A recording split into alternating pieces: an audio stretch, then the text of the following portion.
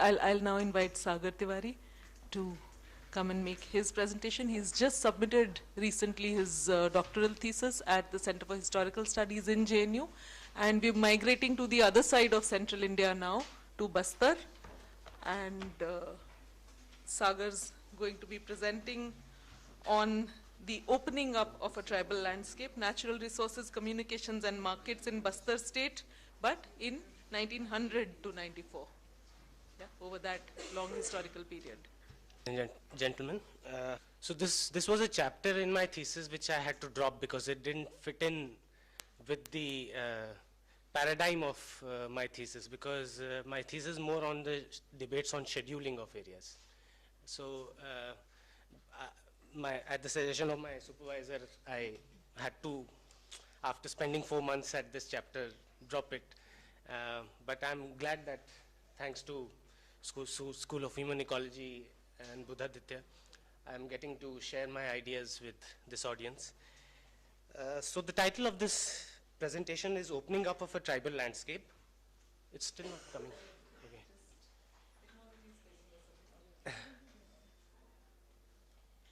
Tribal landscape, natural resources, communications and markets in Bastar state. This period that I've dealt with is 1900 to 1947. Bastar was a princely state, a very large princely state, but with a very sparse population. So Surajit Sinha has suggested in one of his works that there's a significant correlation between surplus production and population size in any state making endeavors. And I agree with this formulation because in the case of Bastar, this is very, very evident. Bastar had a large area of about 14,000 square miles, but a population of just above 5 lakh people in 1931. And most of them were tribal people who had a subsistent kind of economy where there was little settled agriculture, and they supplemented their income by collection of forest produce, hunting, gathering, etc.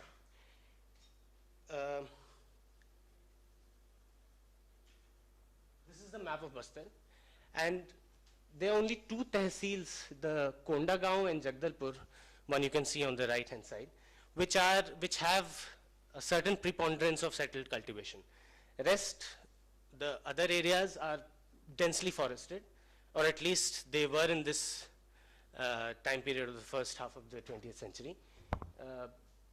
And hence, most of the population was also concentrated into Kondagaon and Jagdalpur tehsils. There were, of course, scattered communities living in midst of forest, and that was important for the state forestry enterprise because it provided labor for collection of timber, etc. Also minus forest produce. But so these 2 major impediments were always checking the colonial state making enterprise in Bastar. Sparse population, large area. And if you don't have enough resources, how do you build roads, do welfare jobs, etc. So the constant endeavor of colonial state from the late 19th century, it came under direct British rule, some sort of direct British management from 1886. And since then, there was a consistent effort to increase the revenue of the state. In this table, I've shown how over the years from 1880s to 1944, the forest income of the state rose. And it contributed to nearly 1/3 of the total revenue of the Bastar state. So you can see there's a quantum leap in just over a period of half a century.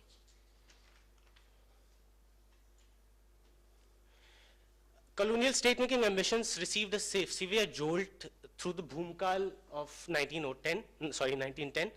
Bhumkal literally means wrath of the earth.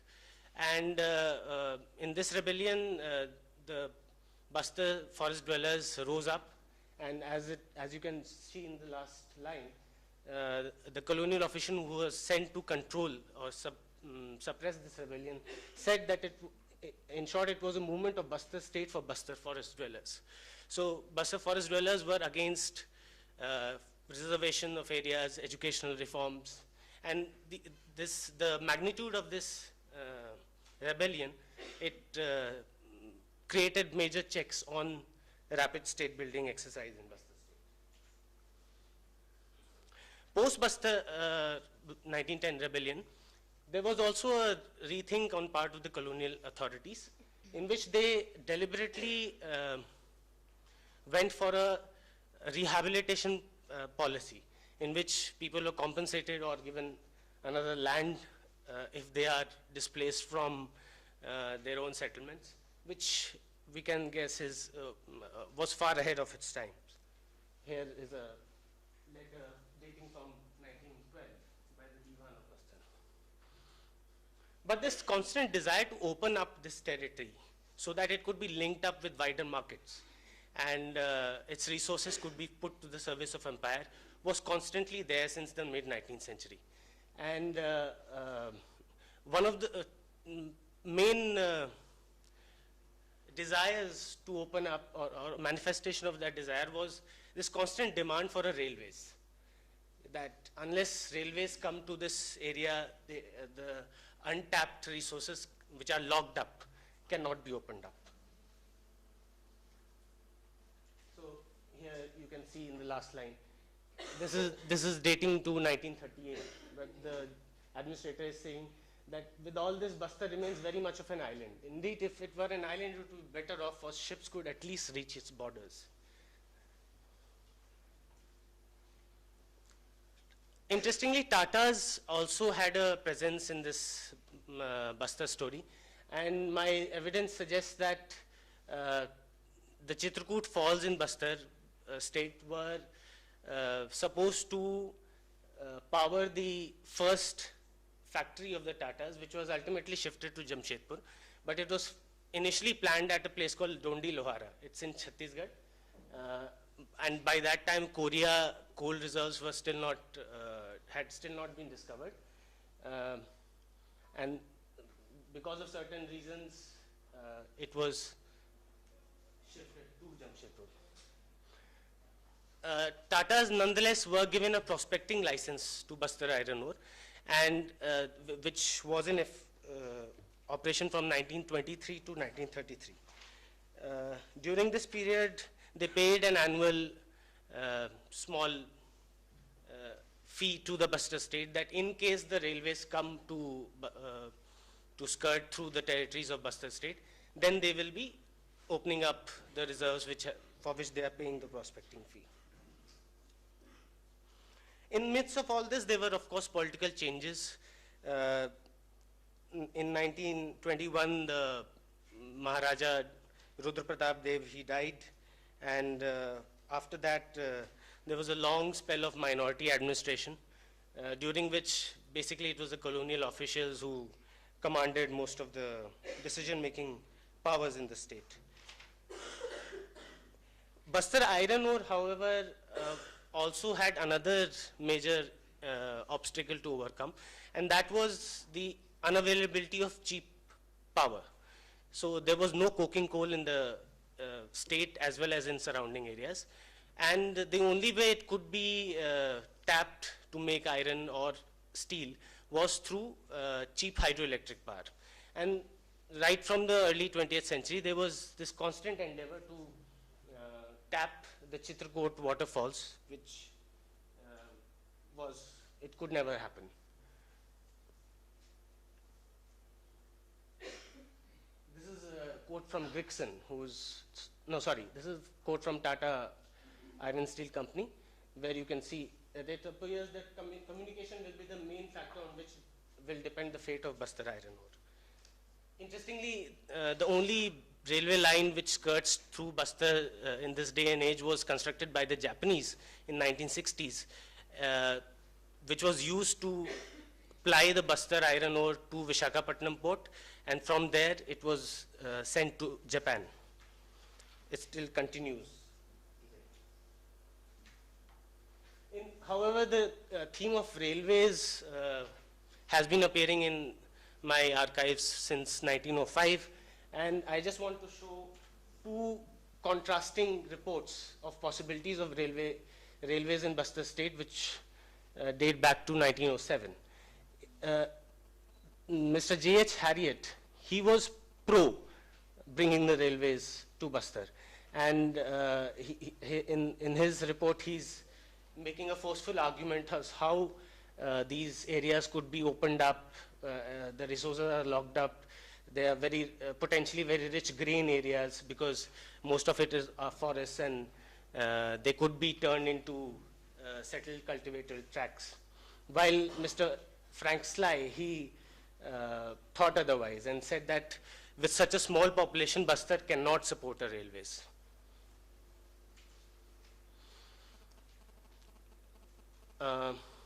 Then about the hydroelectric part, this is another quote which I came across.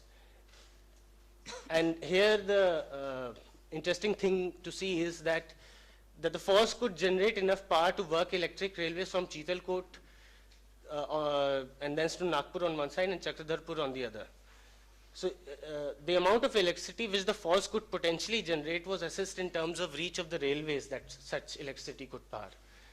And this is a common preoccupation of all the planners, whether in Princely State Times or in independent India, that you have to bring in railways in this area, open it up.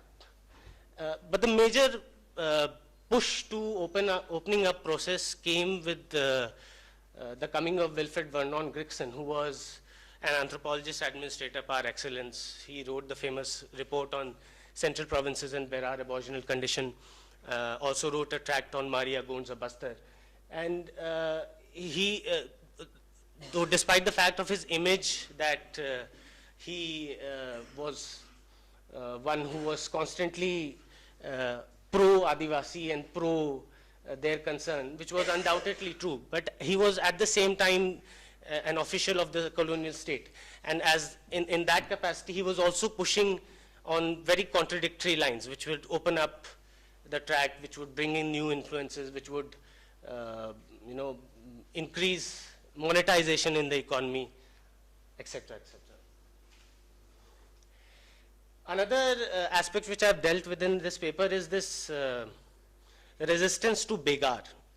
Since in Princely State Times, Begar was a form of labor which was exacted by the state, and the pressure was not so much. But with the coming in of colonial mindset and rule, there was this constant endeavor to make new roads, repair old ones, bring bridges, culverts, etc. And that created a whole lot of pressure on the labor population, on the tribal population in Bastar state.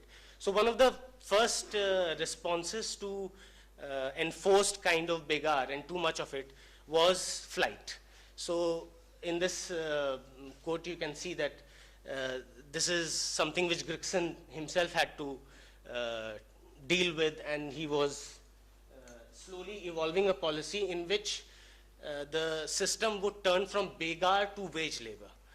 This is a quotation, it's a long one, but I put in this because this is written by a low-level superintendent of Public Works Department. Here he is detailing the kind of difficulties which road making and public works entailed in a region like Bastar. At the same time, during Gregson's period and onwards, there was a sustained increase in land revenue demand and recoveries. There was also a sustained push towards agrarian expansion, as you can see in this table, from 1934 to 1944. There was a quantum leap of almost 4.5–5 lakh acres in terms of the cultivated area which was brought into fold of the state revenue demands. And one of the ways Gregson and his successors did that was through 3.5-year Mohafi rules, under which the cultivators who were settled on new tracts of land, they were given remissions on the land revenue. And this is year by year assessment of the land area within this scheme. And you can see within a 10-year period, there were more than 1 lakh acres of area was brought into cultivation through this. Another scheme was the Grow More Food scheme, which was operative during the Second World War. And because of grain scarcities, so the earlier table is a conglomeration of both the 3.5-year Muafi rules and the Grow More Food scheme agrarian expansion which happened in the Bastar state. These are all collated from annual and administrative reports of the Bastar state. In the 1940s, the high watermark of anthropologically driven administration had passed. So after Grigson came D.R. Ratnam, then came Edgar Stanley Hyde, and last but not the least, Alfred Norman Mitchell. And these 4 administrators, in addition to opening up of the country on pioneering lines, they also initiated far-ranging reforms in sphere of education, health, veterinary services, rural development, etc. But that is another aspect of my study, which is sadly a forgotten experiment of tribal welfare. In 1940s, you have a redux coming back of opening up logic in colonial discourses. And in tour impressions of colonial officials who are touring this area in the 1940s, you have very poetic invocations of how runs are coming too slowly on an easy wicket. You have everything, but why not is this place yielding more revenue? Another couple of examples of how, one engineer estimated that the power is flowing through at the rate of 5 guineas a minute, and this scheme should be taken up after war. There was a rare sight of Chitrakoot Falls. The same official goes on, would it be rash to prophesy that one day the power will light up the whole of central provinces? So there was an interesting mix of economics and poetics in this opening up. Sorry. But ultimately, I have tried to show in a chapter of my thesis that areas like Bastar, they were represented as constituting an internal frontier within the colonial state and later on even within the independent Indian state. And through different methods and tactics during colonial period and post-colonial period, the motive has largely been the same: to open it up, to make it amenable to settled cultivation, industrialization, mechanization, and so on, and hence to increase the power of the state and the markets and so on. So, thank you.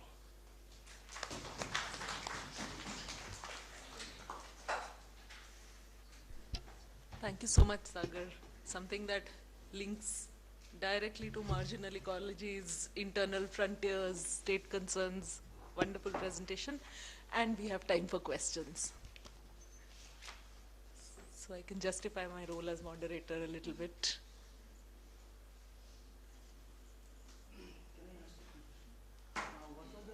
Mike Bullock,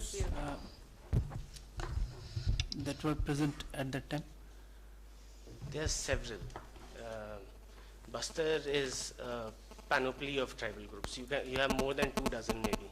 Who were the dominant? With all Dhurvas, Gadabas, Gonds, primarily the Gond and the Gond subgroup, but you have Halbas, lots of them. I mean, but my study is not focused on any individual tribe. It is more about the discourse around tribes and development and how the two coalesce and intersect in this period.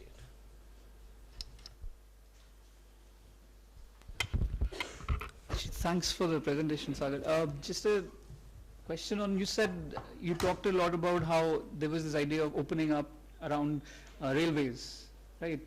But these were mostly in hope or anticipation more than perhaps practicality. So if do you want to say something about the actual material sorts of constraints or limitations or challenges that they faced uh, whenever these were attempted, these large projects of opening up? Yeah. See, the princely state Darbar elite were always on a lookout for some sort of a deal through which somebody would invest and they would be given, of course, concessions and incentives to, make it a profitable venture. But the most interesting example in this case, which comes to my mind right now, is the deal between which fell through, the proposed deal between Hyderabad state and the Bastar state, which happened around the time of independence.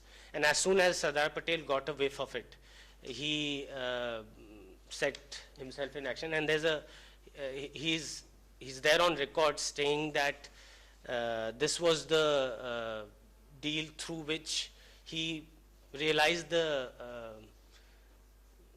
what the political department is doing to princely states, and hence he was ready for accession of princely states at any cost, even if it was at the risk of partition of the country. So the incentives were, of course, always given, but sometimes maybe due to the Great Depression in the 1920s, sometimes due to First World War, sometimes due to Second World War. Nobody would put in the money into a venture where you're not assured of returns. And lakhs of rupees in those times were billions now. So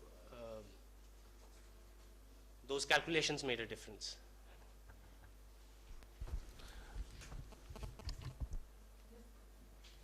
Sagar, so I think the challenge of, for example, you were showing the forest incomes from a place like Bastar. So how did the transporting timber, roads and roads and labor? So how did the colonial state in Bastar figure that out, the princely state figure that out? That's a very interesting story. Transporting timber in Bastar in the initial days used to happen through streams. So at a lot of places where the streams were narrow, or there were stones in the in midstream, they were blasted by dynamites, so that larger logs could be then floated on. So at different points, again, there was a complex calculation around economics of it. Would making a road be more economical or blasting be more economical? So those kind of permutations and combinations were worked out, and whatever was in the best economic interest was done. Yes, it's a very interesting paper, but two very interesting things are happening in the 1940s, which could explain why there's a renewed interest in opening up Bastar. And first is the war over malaria is almost, humankind wins this war towards the end of the Second World War, right? So that helped in the opening up of many of these internal frontiers. The second thing is, the growing popularity of Congress. Of Congress, and because of which post-Second World War, the colonial government is trying to reclaim the space for development, right, from the Congress, and trying to reclaim its political legitimacy. So these two things could actually explain a bit of why the colonial administration there's a renewed interest in opening up of these so-called internal frontiers. I am not so convinced, because malaria was one of the main factors, and other people have written around it, that how the malaria or the threat of malaria was one of the major reasons why British also perceived these places, territories, as ecological frontiers.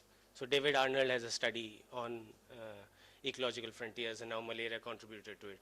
But it is one thing to have won over Anopheles mosquito through Roland Ross's discovery of how the disease was transmitted. But it is quite another to implement that discovery at such a large scale on the ground.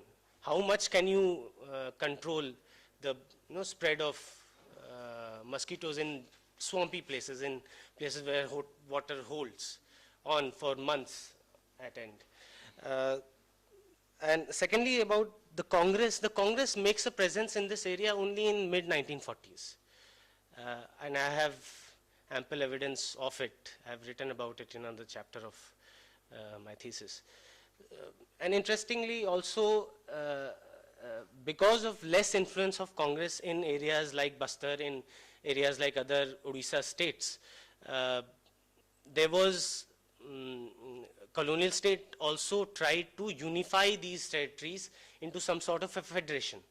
So from 1933 onwards, and this is a subject on which I will ask all of you young scholars to devote some, just try and look out for it, because I think this is going to be a major, it's a major gray area in tribal landscapes in eastern and central eastern India, is that how states like Bastar, instead, while prior to 1933, they were in direct contact with their provincial governments. From 1933 onwards, they came in direct contact with Government of India through a body called the Eastern States Agency. It was formed in 1933 with its headquarters at Ranchi, and there doesn't exist any single study on, even I myself haven't seen those records, but they're there in Ranchi. Somewhere in Ranchi they're there, maybe in Calcutta, where all these princely state areas are, they were being sought to unified, and a lot of them are initiating very modernist, representative, democratic experiments in their own territories. Because you have to remember that in changing time, when in the cusp of independence, these dynastic orders had to maintain certain relevance in the larger scheme of things. How did one do that? Britain, somewhere down in the past, managed. So they still have a constitutional monarchy. But why did Indian princes fade away? These things need revision, they need a relook, and it's your generation which will do it.